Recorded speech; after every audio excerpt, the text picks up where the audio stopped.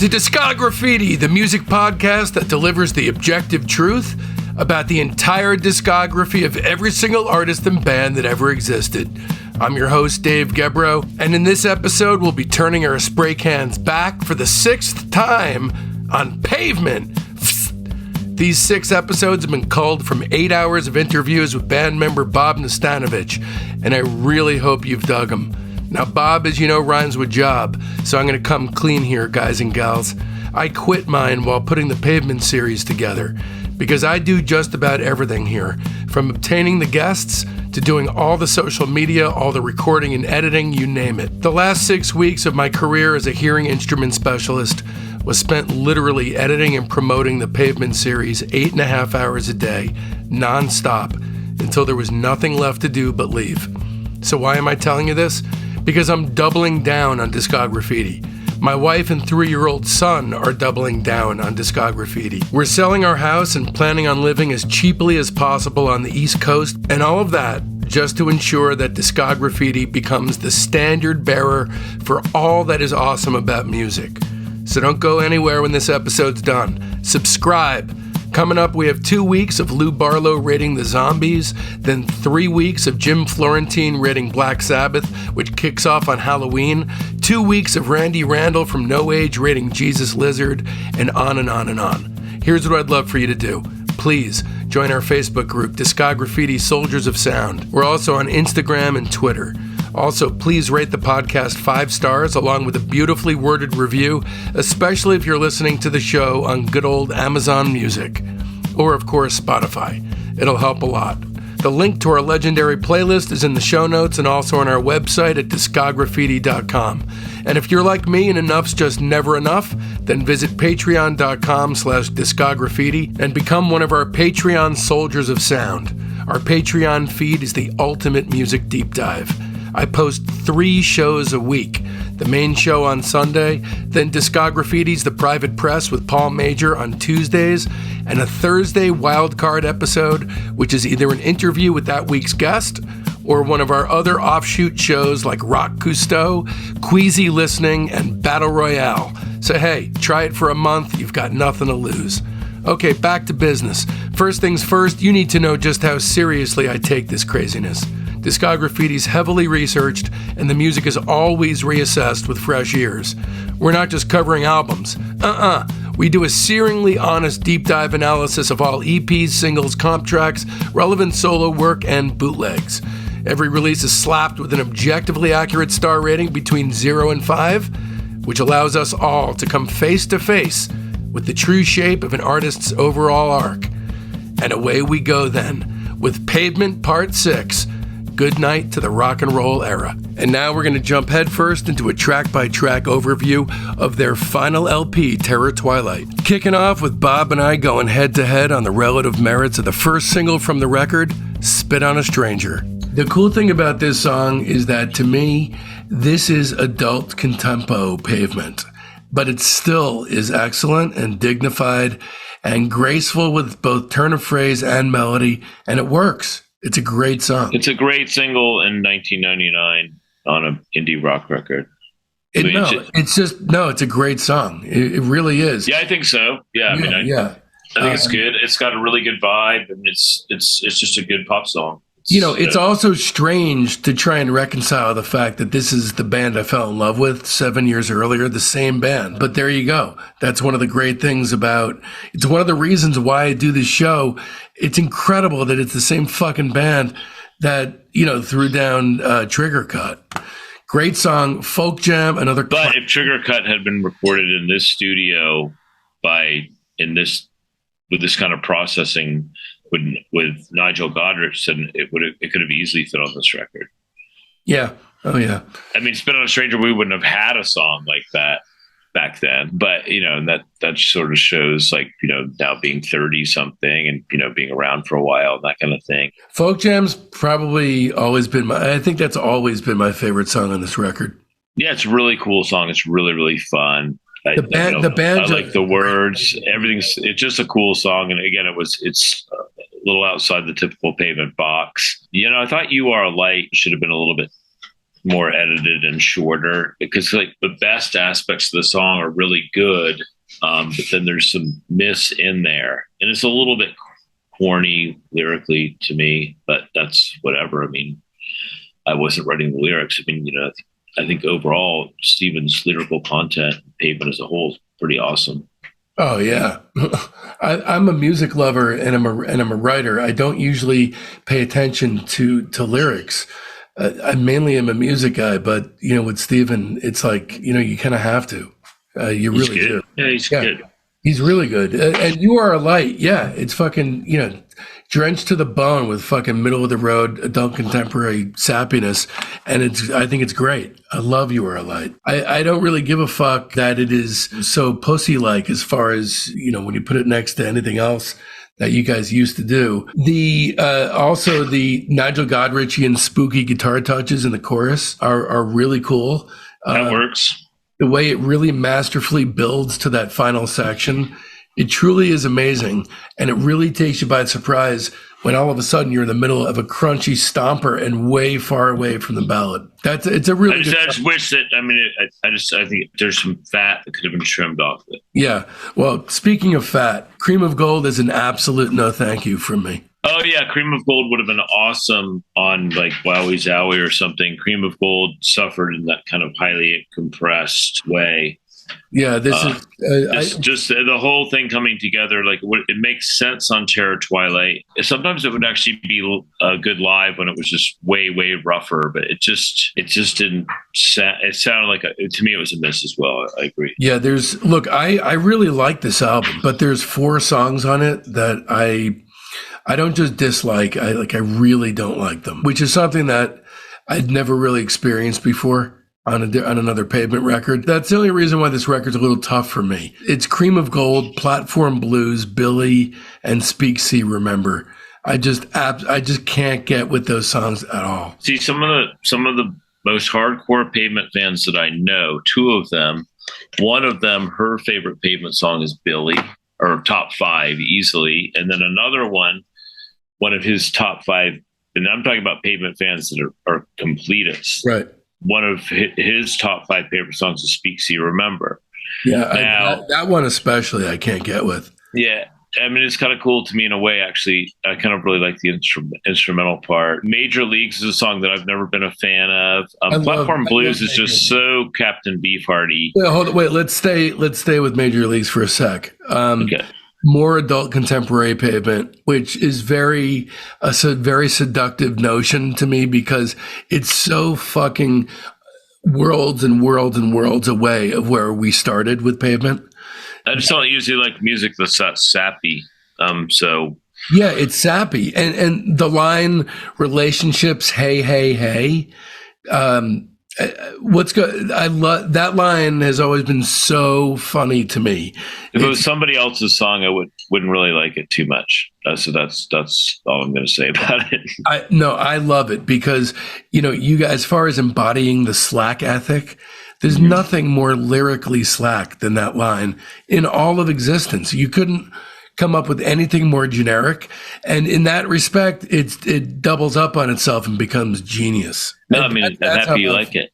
Yeah, I love it. I know Platform Blues is just like it's a really tricky song, and probably was just the kind of song that Steven could play that was too hard for the band, and that's why it might sound kind of stupid and disjointed. It was very Beefhearty, and that's just too complicated type of thing, unless we're practicing all the time. It's not the kind of thing that could have done in a snap. Like the level of musicianship of the other 4 people in the band was just too tricky. And then the same with performing it live. And then sort of interestingly, and Don't Cry.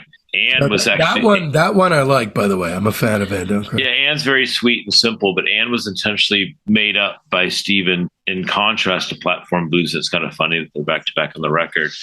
As a song that's so simple that even we could play it. And so this was kind of like the first, probably the biggest insult actually occurred in Portland towards the end of the Portland thing in '98, where he was so disappointed with his band and where we were musically that he had to write like really simple songs so we could get it quickly as opposed to struggling with it for days. So Is that line, is it really a direct reflection of what was happening with the band? The damage has been done. I am not having fun anymore. Is it? I think so. Yeah, I would think so. I mean, you probably wouldn't think of it when you're a part of it, but in hindsight, none of you guys stopped in there and was like, is that about us? Dude, look, we were happy that we could play a song. Sure.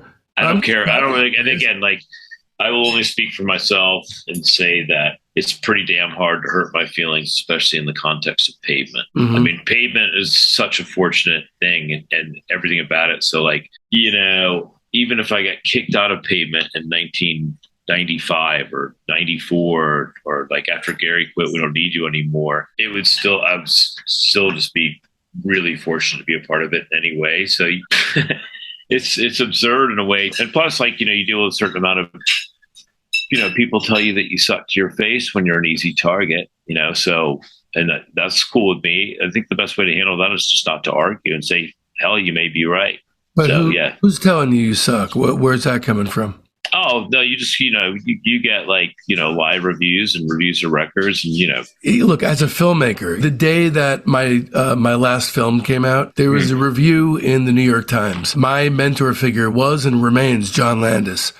I remember I called him, I was hysterically crying because they had said something that was not even super directly negative. It just wasn't glowing like I was hoping. And They actually had singled me out in my direction and my writing capability. And he had to talk me off the ledge. The reviews are tough. That kind of thing. Yeah, I mean, again, they don't bother me either, at all, because like, you have to be very conscious of the fact that we're all lucky to be reviewed in the first place. That's true. And the thing is, if somebody says it's really, really awful, then that's could very easily trigger the opposite of somebody's going to, strongly defend it. But back to And I Cry, it was just a song that Stephen was so frustrated with his band for whatever reason. I think really solely just that it was frustrating to play with people that were so far behind him at this point. That it became very clear to him that he needed to play with more accomplished musicians who were interested in practicing more, and he wanted to practice more because he wanted to be more challenged. He was tired of writing sort of simple songs, and he was more interested in a bigger challenge for himself because he'd sort of done everything that he could do within the context of Pavement. So therefore the Jicks, which made perfect sense because they're really good musicians and they practice all the time and that kind of stuff. And I don't hear a huge difference, just in the sense that, like, I don't hear a group of musicians who are all of a sudden playing John McLaughlin. He just found a different home for his songs, but it doesn't sound like a vastly different world. The Steve Malkmus album, the self-titled one, I could easily have seen you guys playing those same songs. Yeah, and I mean, who knows? I mean, because when you siphon things through different people, then they sound different.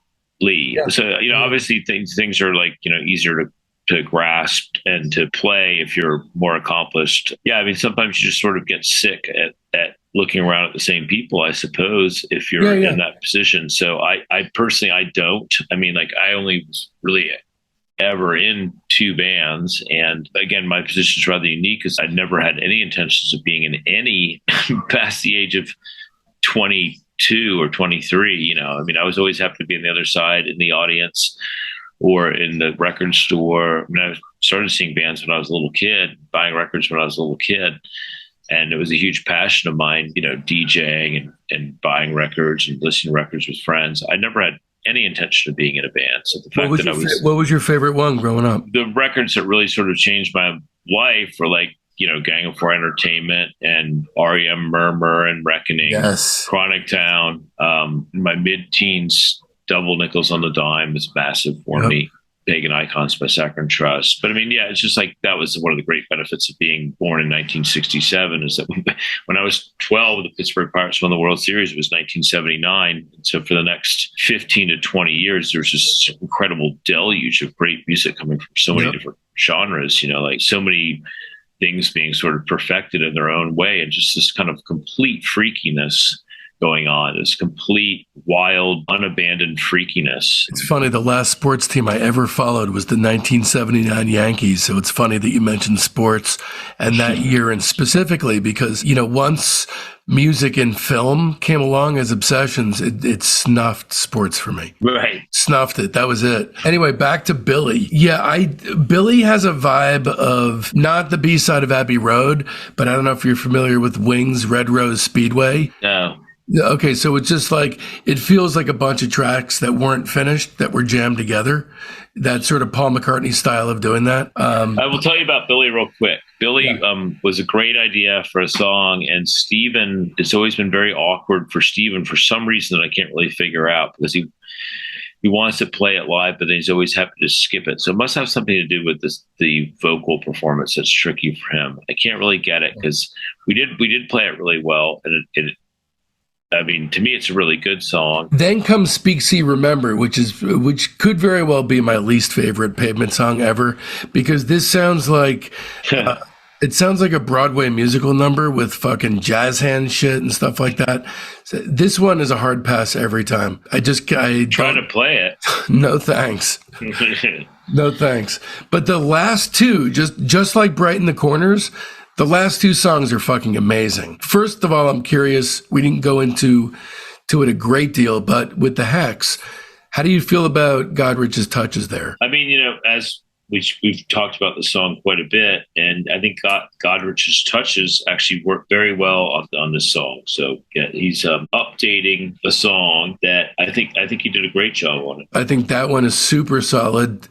Actually would belong on any Halloween mix. Unquestionably, that Grave Architecture, would be our Halloween song. Yeah. And Carrot Rope, I've never liked Tell Me Why You Like It. Because to me, whereas you don't like Speak, See, Remember, and I understand the reasons why, those are accurate disses. I think that Carrot Rope is just so corny. It is totally corny. So goofy. So corny. It's like it's a Herman Hermit song, for God's sake. Yeah, I don't see why people like it. Because, well, first of all, I don't think it's a major work by you guys. That being said, it is going to be on the playlist. I've always liked it. I don't think it's, I think just precisely the fact that last Pavement album, last Pavement song, and yet it's the opposite of a major statement. That's a very Steve Malkmus kind of a thing, as far as where I'm sitting. I think what it says to me, if this is the last Pavement song on a record, that this is maybe how little Stephen cared about Pavement anymore. Right. Are you clipping your toenails or fingernails? No, I'm clipping the corners of this bookmark with toenail clippers, just because it's kind of fun. You have not notated yet that I guessed the kind of sandwich. I guessed that you were using nail clippers. I'm being very impressive. It is a very unique noise, so you are right. Yeah. But no, I'm not actually clipping my any part of my body. Okay. All right. So with regard to Terror Twilight, it's weird to me, the mirror reflection between Terror Twilight and Brighten the Corners, how after the scattershot effect of Wowie Zowie with regard to sequencing, the two records in a row kick off with two super strong songs, and then things are all the F over the place. And then there's the 3-song punch that I don't like. And then, you got the 2 solid songs at the end, I feel anyway. Honestly, even though I love the record, you don't love the record. There's no way you can say that at the end of that.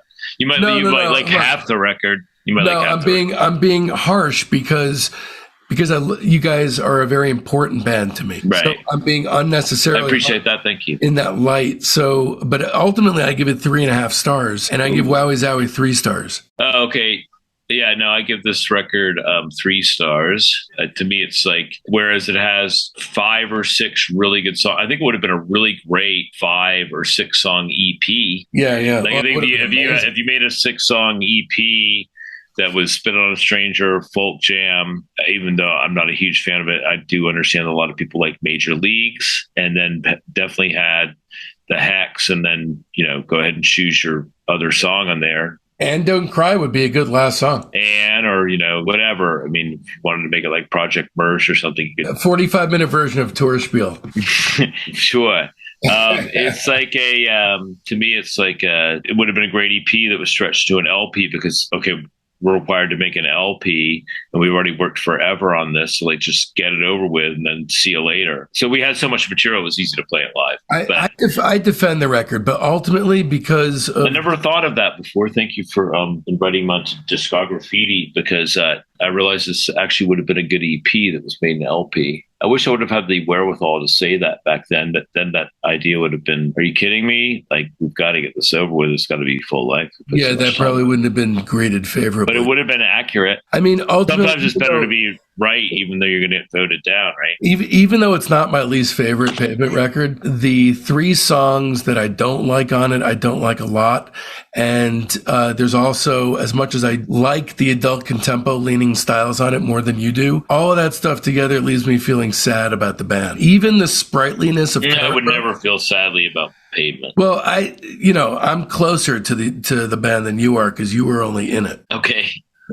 I'm just even the sprightliness of Carrot Rope, it comes off to me, as great as the song is, I feel like as an affectation, like a put on. I approach it with sadness, but ultimately I do like it. And I mean, you would, if we'd made another record that was worse, or that was a 2-star record, then it would have sullied your whole impression of Pavement as a whole, and it might have ruined all the things you enjoyed about Pavement in the 90s if we'd gone on and made a 6th record that was really terrible. You guys are perfect, because if you think about it, Steven built in this ethos to the band about slack and purposely not living up to potential and things like that, which means that if you ever do bad music, which you haven't yet, you can just say that that's all part of the master plan.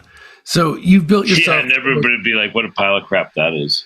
Yeah, but I mean, you built yourself the perfect exit strategy. I never realized it, but I'm not going to argue with you. Let's talk about the outgrowths of the Terror Twilight era. So 1999 Major Leagues EP comes out, which to me feels stopgappy. Am I nailing the thing on the head with the thing? What was on it? Your Time to Change, Stub Your Toe, Major Leagues Demo, Découvert de Soleil, The Killing Moon, and The Classical. I mean, The Killing Moon and The Classical were, pretty important covers that we did both songs live. We did Killing Moon a lot. Yeah, Killing Moon. It was a really pretty fun and easy song to cover by, a band that was a favorite band of 4/5 of Pavement. Can you name the person that was least into Echo and the Bunnymen? Is it Mark? Mark. Okay. And The Classical, of course, was, obviously we're pretty open. Are you, what kind of Echo and the Bunnymen fan are you? What's your favorite record? Crocodiles, or do you like Have It Up Here? I used to have a radio show when I was 15 with my friend Nordy at University of Richmond. We were the only high school kids that had a college radio show at the University of Richmond radio station, and it was called the Heaven Up Here Show. I mean, that's to make me cool. Usually with Echo and the Bunnymen, you hear, or I've heard, Ocean Rain, everything up through Ocean Rain. I loved, and Bring on the Dancing Horses. I mean, I got to go with Crocodiles, and I Crocodiles are amazing. My favorite, the thing about these guys is that the first song on the first album is so good that I believe they never topped that. The way that they barreled in as a band, the intro of the first song, and the way it's like a mission statement in music only. It gets me every time. You mean Going Up? Yeah, Going Up's an amazing song. And the whole album's unbelievable. It is. Pete DeFreitas, was just an amazing drummer that I would love to have seen live. I've seen plenty of live footage. Easily one of Spiral's 3 favorite bands of all time, and a huge favorite of everybody in the band. I wouldn't even actually know about Old. I just know that the other 4 members, one of their favorite bands of their teenage years and beyond. They're really good. And honestly, I know they're Doors inspired, but I like them better than the Doors. I think they're a much more impressive band. Me too. Yeah, the Doors seemed a little bit like they were play acting. This feels more like I buy it more. Right. So Major Leagues EP, Your Time to Change, is that Camberg's song? I don't know. I really don't know what it is. Okay. I don't think I actually ever had one of these. I don't think I've ever even seen one. I would give this 2.5 stars is what I'm going to go with here. I mean, I can't even really rate it because I don't really know it, but it sounds like the kind of thing that I I'm not bothered not to have, so I'll give it 2. Okay. All right. Is that all right? That's acceptable. Sorry to be completely ignorant on the topic. Oh, I've seen that cover, but I've never had one of these. It's okay. Like I said, all the early stuff that you guys did, and even during the Cut Your Hair single with Camera and Stare, these were essential releases. You weren't really able to understand the band fully unless you had them. These were now releases that if you didn't have them, there would not be an aspect of the band that you didn't understand. May 24th, 1999, Terror Twilight is released. Oh, let me interrupt you. Yeah. Your Time to Change and Stub Your Toe are both Scott songs. We definitely never played either live, and I've never heard them. Gary recorded them. Oh, really? And it was also 2 songs that Scott made with Gary without Steven. Oh, that's interesting. So this is so I don't really know. I should listen to that material just for whatever reason. Yeah. Your Time to Change, especially. I think I might have even never heard about those 2 songs until right now. Listen, it's my duty and responsibility to introduce members of Pavement to material recorded by Pavement. Reluctantly, I'll say I thank you. Yeah, no, this is one of the most inspired and purposeful moments of my entire existence, and for that I thank you. Provide a very embarrassing service. And you can better bet this is going to be the advertisement for the show as well. No worries. All right, so I believe the last documented thing that was released on all this, the batches of double CDs and whatnot, June 17th, 1999, live at Irving Plaza, New York City. You have 6 songs, 6 songs: Frontwards, Platform Blues, The Hex, You Are a Light, Folk Jam, and Sinister Purpose. With those 6 songs, that's where you guys bow out in terms of chronologically your career being. What is this is this a Matador product? No, so this is part of Terror Twilight. Oh, okay. So it's part of that Terror Twilight Deluxe Edition. Yeah, these 6 songs. It's the final chronological material that was released. Oh, okay. That documents you guys.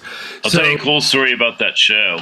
Please. It's probably not so cool, but obviously when we play in New York, Mark's always lived there. He's lived there since 1985. It's just kind of his local gig. And, just like everybody that plays in front of a huge amount of their friends, a little more self-conscious, regardless of the era of the band or anything to it. Or at least I'll speak for myself and say that I assume that he is too. In fact, I'm pretty sure he is. So when we played in New York, it was kind of like the mindset was always like, it's especially after Steven moved away from there and me as well. And Steve West, that it was just like, a big hometown gig for Mark. And we played a pretty good show that night. The Terror Twilight material was new to us. We hadn't played it live very often and hadn't really gotten a grip on those songs too much. And, we pretty much played like 80% of that record that night and played it as well as we ever had at that point. Our sound man, Remco's Dutch. He'd been with us since 1992 when he became our sound man on the day that we opened for Superchunk and My Buddy Valentine at the Ritz. And so he'd been like kind of like the 6th member of Pavement for a long time. What year was that? 92. Yeah. And he still is our front of house sound man. I've never heard or seen of a sound man doing this. Remco thought we'd played a much better show than we had so far on the tour. And he was a good critic of the band. Most of it was constructive criticism. The first thing he ever said to me was like, "I do not see why you're even in this band." So he picks up the mic after the set, and like 1,000 or so people came, and he was disappointed the way the crowd reacted to the songs. In other words, like most of the Terror Twilight songs, there wasn't really much of a reaction at all. And so Remco thought like they should be clapping more. And like Remco picks up the mic, which he's only really supposed to use to like ask the band questions or something like that. And he starts berating the crowd with insults.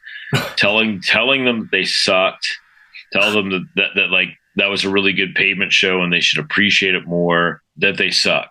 Okay. And like, Mark actually heard it. I was actually standing backstage because I didn't hear it, of course, as you know. And Mark heard it, and then he was like, he made this face like, "Oh my God," excruciating pain face. And then so I was able to walk into a little bit out of the dressing room where I could hear him. And it went on for like 45 seconds. And like, as people left and like people were like booing, like, it was a really bad idea and a nightmare. So yeah, it was that night. I have no idea that anything was recorded that night or saved that. I bet you I would not be surprised. Yeah. I bet you this would probably be his recording from the soundboard. that got released and put on this record, which is kind of funny. The odd part of that is, the extremeness of, the audience kind of standing there stone-faced. I don't get that sense listening to this material. It doesn't read as particularly a flat performance or anything like that. It's a good Pavement performance. No, Remco was right. So the whole tour is obviously got to be a little bit weird because that's where everything kind of fell apart, right?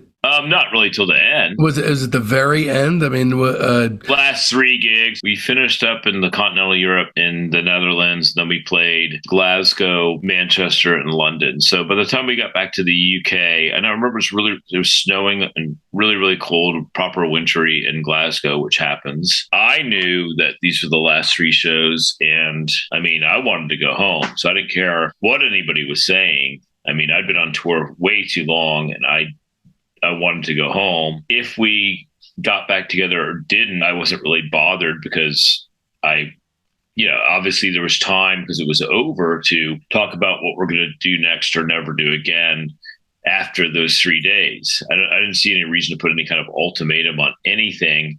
Right. But the fact that there would be the good possibility that would be it was more than satisfactory for me because either way I was satisfied. Did you know the direction in which your life was going to move yet? Or did you just know that you Oh, no. After Pavement, I was unemployed for a couple of years until a jockey came and knocked on my door and she asked me to be her agent. For the 2 or so years before that, I probably sent out 100 resumes for various jobs in the horse racing industry and didn't get any replies to any of them.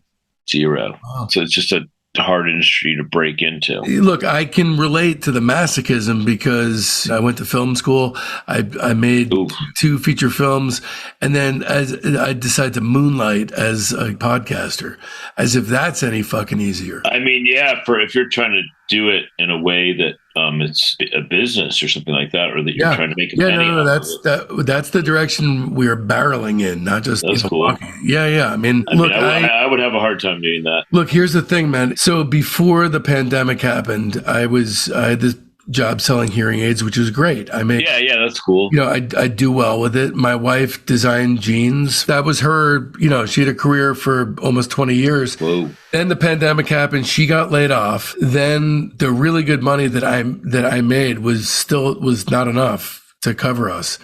So I decided to, and as a family mutually decided to pack in a $200,000 a year job so that we can move back to the East Coast. I have a house in Vermont, but also my parents are in New Jersey, and focus on this podcast. Wow. It's going to happen. Now that I have the time to do it, it's going to be full speed ahead now. Excellent. But you know what it's like. You achieve the impossible, and then you have to do it all over again in a whole different milieu. Yeah, I mean, in my case, nothing like that's going to happen more than once. In terms of paying your own way, sure. Yeah, but you did it, and it's impressive. But to backtrack, the 2 signposts that I know of for the disintegration of the unit was after the show at Coachella in '99. That was bad. That was bad? Yeah, we'd been on tour for a really long time, and Steven had bad laryngitis, and I really don't think that many of other people on that bill would have played, and we probably shouldn't have. He couldn't really play at all, and he was very uncomfortable, and he's basically, it was a horrendous performance, and we were supposed to play for 45 minutes. We only played for 42. I pretty much had to make an attempt to be the lead singer just so there was some sort of, I probably should have let it all be instrumentals. But yeah, it was just a pathetic concert. I can't believe they invited us back. But I think at least in 2010, we did an adequate show. But then at the same time, I think they're kind of a serious business and sort of a major success story in American rock festival history, which is very checkered in my opinion. Especially with this flurry of rock documentaries that are coming down the pike now. It's clearly obvious of one thing, which is that Woodstock 69 was the only good festival and everything else was a fucking train wreck. In this country, perhaps. It seems I've seen some good ones. I've seen little ones that are good, and I just think the concept of the festival is just, in this country, all the insurance requirements, and there's a lot more to it. There's a lot more freedom when it comes to something like Roskilde in Denmark or Lowlands in Holland or Pukkelpop in Belgium or Primavera in Spain and Portugal, now everywhere it is. The ramifications of doing it in this country with all the insurance, and it's just a very expensive proposition. So the best thing to do, I think, is like to keep them small, have 6 to 8 bands or 4 to 6 bands. I just think there's a way to do it. I wouldn't want to try to figure it out. Wouldn't want it to be my business. I would never, not really interested in putting that kind of thing together. There's a way to do it, but that way is not being done. That's for sure. Well, it's because it's like, yeah, I mean, it's too I drive by these like arenas and these things, and like I see the names of some of these festivals and the lineup on the internet and stuff. And I'm not a 20-year-old person or a 15-year-old person, so it doesn't really apply to me anymore. But I certainly didn't want to see any of that back then. And keep in mind that I was raised during an era in which you could see some pretty supreme live music entertainment for between like $3 and $20. I mean, right. 20 would be like insane. I just, music is not affordable. And music is just like, it's amazing to me, all the people that go see so many bands and spend a huge amount of their teenage or young adult paycheck on seeing their favorite bands. It's just remarkable. I feel badly about it. I feel like, I mean, like when Pavement played first time around the 90s, that's what you should pay to see a Pavement concert, even if we have like I must have paid an opening band that can blow us off the stage. I mean, when I saw you in 92, I must have paid, I had to have paid $8. Yeah, maybe something like that. Yeah. So, I'm curious how much of the time that Steven was dragging his fucking feet through this final Terror Twilight tour, that leaving the band and touring with the Jicks, if that actually solved the problem or if it was same shit, different toilet. A lot of this stuff you're going to encounter just being in a band, right? The stuff that makes you miserable. I have no idea. I toured with Jicks, and it was a different environment, different set of egos, different set of personalities. How did it differ mainly? Pavement was, formed by Scott and Steven and Gary.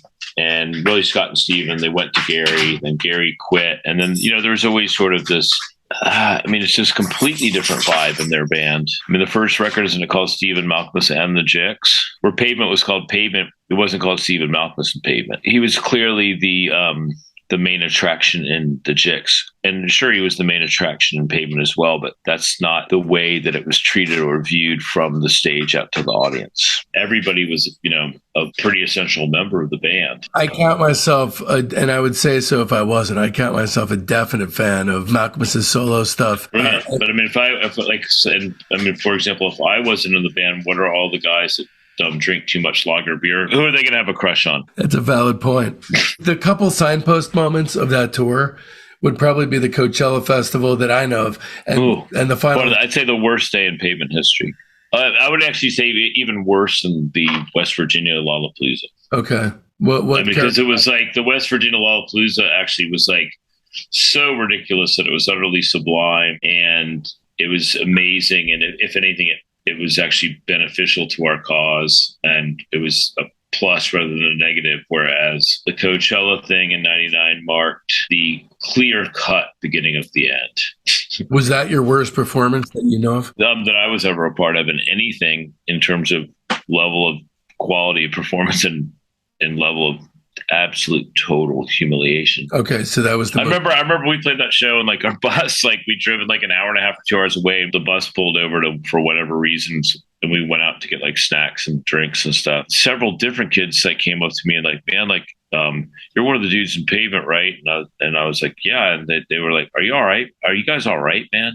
Like these kids were like, several years ago, they were expressing genuine concern for our mental health after watching that show. Wow. Okay. I mean, that was how bad it was. Well, I know that. I was like, I'm cool, man. I'm cool. Did Malkmus actually say these symbolize what it's like being in a band all these years when he was wearing the handcuffs at Brixton? Probably. Who knows what kind of corny stunt he was trying to pull then. He was trying to be melodramatic. Of like, run his own weird pity party at the end of his band. I mean, that's kind of dramatic crap that has been pulled throughout rock and roll history. That's just like stuff for me. That's like, I don't want any part of that. That's just like silly, man. Like That's kind of like total self-aggrandizement. The first part, like, first of all, you're like lucky to have so much talent, and lucky to have it be recognized. Like now you're going to act like, woe is me. I'm going to buy plastic handcuffs and pretend to act sad that you're it was only plastic handcuffs? As far as I could tell. I mean, I actually never really noticed them until I saw the Lance Bangs documentary. I mean, whatever, man. I was just like, that's some corny ass stuff. Look, that's basically it. I mean, it's November 20, just before Thanksgiving, 1999. About 2 weeks later, a spokesperson told... Yeah, some spokesperson for your record label told New Musical Express... That's hilarious. "Quote unquote retired for the foreseeable future." And that was it. You guys didn't quite make it out the 90s, which was absolutely perfect. Completely apropos. I got to tell you, I was palpably sad. I mean, there's bands that break up and you don't even think twice about it. But that was a big one for me and for everyone I knew. And now you have all these, Offspring type bands, and you must be able to obviously sense the palpable influence, bands like Yuck and Kiwi Jr., and it must feel good. It's nice, although I don't recommend it. I think it's nice that, Pavement has been frequently mentioned by other musicians as, being an important part of their musical experience, especially when they were young. I don't not recommend listening to Pavement. I just think that you certainly should have a lot more influences than just a handful of bands when you start a band. It takes away from your chance if you sound too much like one thing. Like, it's kind of funny that Pavement always gets mentioned as a band that gets ripped off a lot, because to me, 10 times as many people have, even Pavement in some regard, have ripped off Sonic Youth.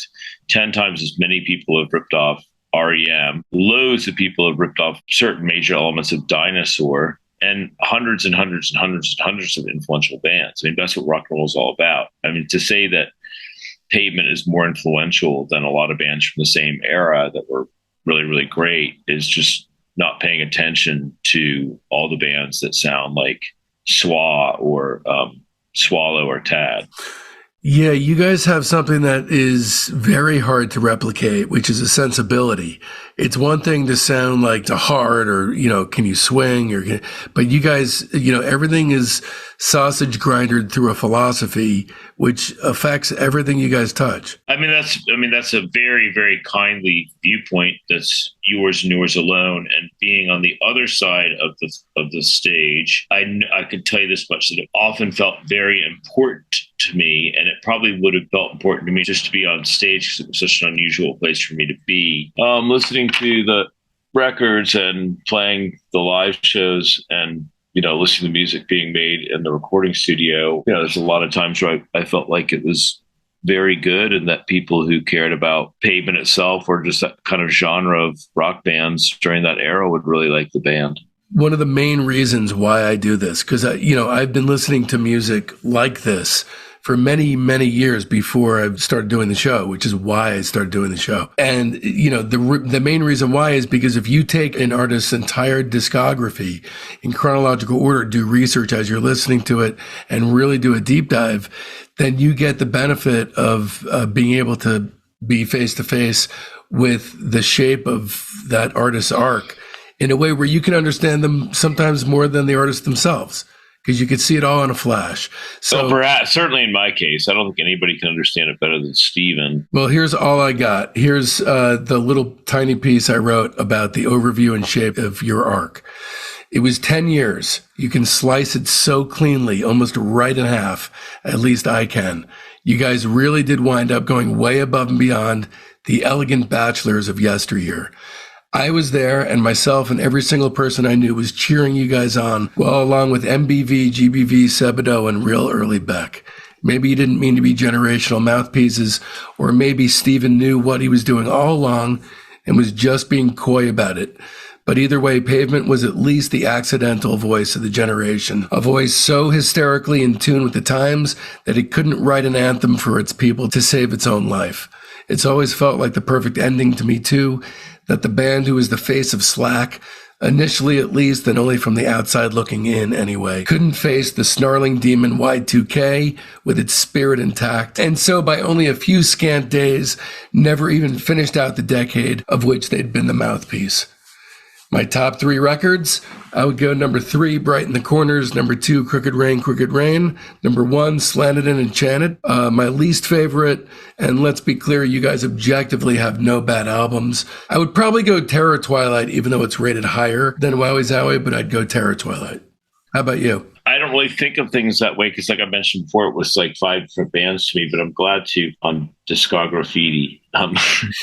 Terror Twilight was the, to me, that, and, keep in mind my opinion of things. I guess, it certainly is music based and what I would like if I wasn't in Pavement. So it's kind of hard to separate. So it's the combination of both being in the band and also being able to separate myself from it, listen to it as a music fan, obviously has ensued over the years since it stopped, which is now, the better part of 23 or something years, with the exception of having to have the pleasure of getting up to 2010 and 2022 and play these songs, bring these songs, back to life in some form. So for me, it's quite simple. It's Wowie Zowie is the most entertaining of the Pavement records to me.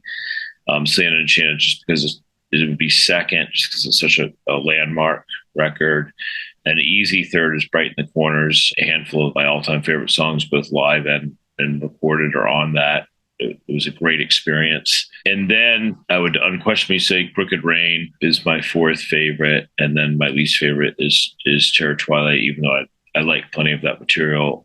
It's just, It's not the way I'd ever really want a record to sound, but that's just probably me being like a low to medium-fi slave. I mean, I love a lot of things that are beautifully recorded, but I just didn't think that it worked for Pavement, even though we had like one of the best guys doing it. And I think he did a great job. I mean, I think he did everything he could with what he had to work with. And that's all he could do as a producer, engineer guy. Yeah. And so, and then clearly Watery Domestic to me is very essential. And then probably the most underrated of the other things would be that Give It a Day EP. I thought it was just a really, really fun record. Oh, and I DJ'd that thing tonight, and a woman brought her trigger cut Sumi Jack So Stark 7-inch, which is a lovely thing to own if you're a Pavement fan. It's just, my impression is a bit skewed by being a part of it, certainly for the live and for a lot of the recording. But, obviously it was a marvelous experience. But it's a pleasure to talk about. It's great to get your take on it. And it really is, this is, like I said, the first time that we're doing somebody in the actual band talking about the music. I guess the thing that, made it a relief going into it was knowing that you guys have no bad albums. I mean, you really don't. It's a great discography. Some people would say otherwise. Some people would say that, I know a lot of people that stopped listening to us after Slanted. And then I know a lot of people that really sort of love Wowie Zowie and Bright in the Corners. I think it's just the age you come into it. And then, we're also very well aware of the fact that there's a lot of our favorite bands who really only love their first 5 records or 6 records or 4 records. So it's like, maybe most bands' shelf life should be 8, 10, 12 years. I mean, it's hard to consistently keep putting out great stuff.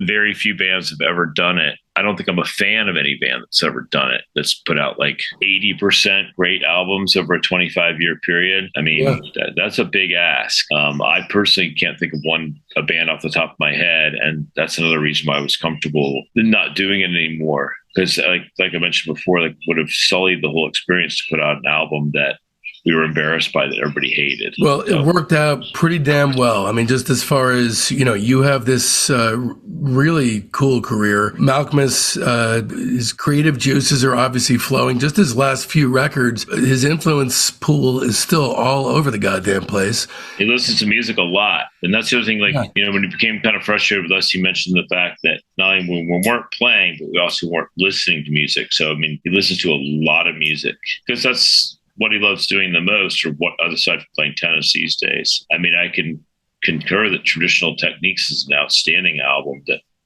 any fan of his guitar playing and singing should check out. He kind of stamps all of his work with a certain amount of quality. I love real emotional trash. It's almost like a Grateful Dead style sprawling classic rock guitar thing. There's some Dino in there, but it's definitely like a Dead thing too. It's been an impressive solo career, and I'm really, really psyched to see you guys as you kick off the tour. You want to talk about the dates and all that? Yeah, I think it's going to be good. we're a 6-piece now. Hopefully you'll recover in time from your ills this week. It sounds like you're doing a little bit better. I'm talking to you. Hell yeah.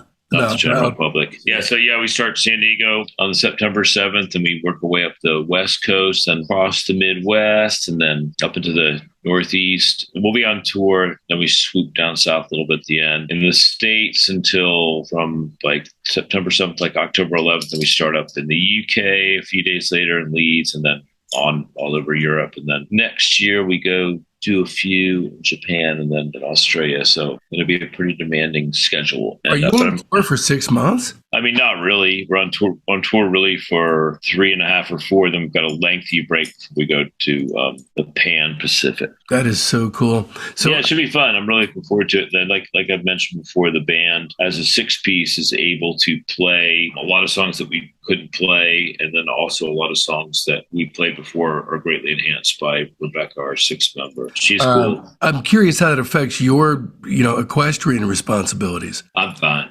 I mean, I know there's always stuff I can do in a mobile fashion in this modern age. That's great. I'm very lucky. Is there anything you want to talk about other than Pavement? Anything going on in your life that you want to plug or talk about? Not really. I have a record label called Brokership Records. The website is brokershiprecords.com. Brokership, basically, the goal of the label is to give an opportunity to really great bands that I love that are unsigned. So when they go on tour, they've got a piece of vinyl to sell at their gigs, and preferably 7 inches, because I like the portability of 7 inches and also kind of their length. You can get a taste for the band, and you can get a record for $5 or $6. I mean, I have the website sort of to complement, but the records are really made to be sold at merch booths or from the stage by the bands on the label. It's nonprofit, so I put up all the money, and then once the band sells a certain amount of records and I'm paid off, then all the remaining records are theirs, which is just service. And there's actually a few of the bands like Piranharama, who's on my label. They're opening both the shows in Atlanta, and I think 1 or 2 of the shows in Austin. And then a really great friend of mine whose name is Anna Gebhardt. She's in a band called Anna Libera. They're really good. She's opening for us in Denver, KC, and St. Paul. So, I mean, it's cool to give kind of unrecognized or unknown artists a chance to play in front of the Pavement crowd, which tends to be a pretty open-minded crowd with, like a wide berth of different types of music generally, or a lot of them do, and let them see like a band they've never heard of. So there'll be plenty of that on the tour, because we're sort of in the excellent position of not having to have support band that is a draw. And, also we're conscious of the fact, like, we want to see young people. Like, I'm not one of these people that feels like I can only go see bands in my age group. Like, I'm more interested in seeing bands with, teenagers, 20-something, 30-something, whatever, as opposed to like men and women my age that I knew about in the 80s. I mean, it's cool to have nostalgia and stuff like that, but I refuse to be one of these people that says, oh, there's nothing cool going on anymore. So I am going to unhesitantly say you gotta dig really deep sometimes to find it. I mean, yeah, it's not like I'm not trying. I'm really going after it. I'm listening. And, part of the issue is, it's less of a focus on songcraft, more of a focus on mood board signifiers as to how something's going to sound. Yeah, I just think there's so much music coming out these days that there aren't enough hours in the day to listen to it. To me, I think there's some really cool stuff. So maybe we, at some point, we'll exchange playlists of music that's been released the last couple of years, and I can load you up. I would love that. I mean, a lot, frankly, especially with Paul Major's introduction in my life, everything is taken a slant towards the 1960s, 1970s private press, because that whole thing is an entire world in itself. It's inexhaustible, actually. So that's taken my focus away a little bit. But I really do. I keep up. If something catches my attention, there's a new one recently, Fabric. I've heard of them. Yeah. I've listened to, I should check them out. Yeah. I've heard of them. The new one, especially, this notion of the pandemic record where it's not really about the pandemic. It's more of a reliance on, instead of just a group of songs, you get tuning up in between, you get maybe them making dinner, you get some ambient music maybe. It's more just loosening with the shoelaces kind of a deal in terms of album format. But, that's interesting to me. So, it's good when there's new directions being taken, as long as it's good. I don't care. I'm not trying to be a purist. Anyway, man, look, I can't even thank you enough. I am so incredibly excited to see you guys on this tour. I will definitely make sure I'm better. I'm going to slather my immune system with all kinds of stuff to make sure that I'm standing upright for this gig. Yeah, I mean, hopefully we'll deliver the goods and put a smile on your face there, buddy. You will. You always do. You guys. Okay, let's hope so. Bob, I can't count your chickens. This is Pavement. No, that's precisely why. It's precisely why. Once you're on board with you guys, it's a lifer thing. It really is. So, I'll see you there. Our fans, and you're one of them, are the best thing about it. So, always look forward to playing. And it is. Sometimes when you don't look forward to playing, then within 30 seconds, the enthusiasm in the audience will really give you a lift and get plenty of adrenaline from it. Really enjoy playing for them. I'll be screaming at the top of my fucking lungs. Well, easy, dude, man. You're gonna be easy on your throat, man. Fun. Yeah. It's okay. You don't want to end up like this. No, it's all right. Listen, and most importantly, I have a lot of experience. I'll make sure you're very well fit with good technology. Okay. Excellent. Thank you very much. I appreciate it. You're welcome, Bob. Taking care of yourself. See you in Los Angeles. From the bottom of my heart, I'd like to take a minute to thank Bob, who gave a tremendous amount of time and patience to this undertaking. Scott Canberg, the mensch who hooked me up with him. Aaron Lightco and Matador Records for all their tireless support. And Jake Morris, drummer of Steve Malkmus's band The Jicks, and Pavement social media maestro and flag waver. And of course, a heartfelt discography thanks goes out to Joe Cravino, who helps with posting the show, Todd Zimmer, who does art and graphics, and my beautiful wife and son, Jen and Mason. We'll catch you next week then when Lou Barlow comes on to rate the zombies on next week's incredible episode of Discography.